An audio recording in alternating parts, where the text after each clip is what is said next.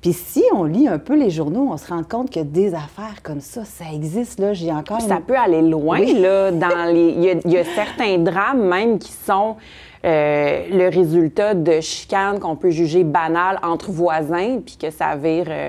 Bien, ça vire en cours aussi, ou ça se prend au point, ou tu sais, il y a toutes sortes de cas de figure qui existent.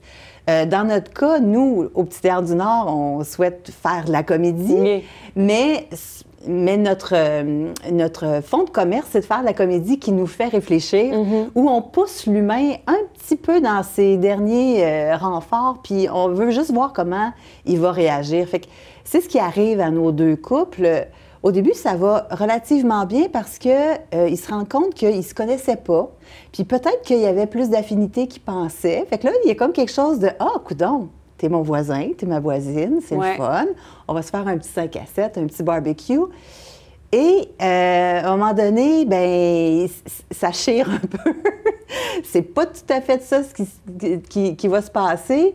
Ce qui fait que la pièce, en fait, c'est ni plus ni moins le résultat que le juge leur a dit, écoutez, là, ça va pas.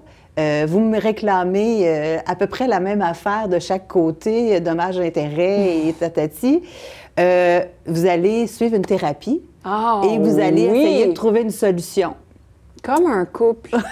Comme un couple. Comme une thérapie de couple. Oui. Une genre... Oui. C'est ça. Fait que là, de voisin à voisin, ils vont suivre cette thérapie-là ensemble.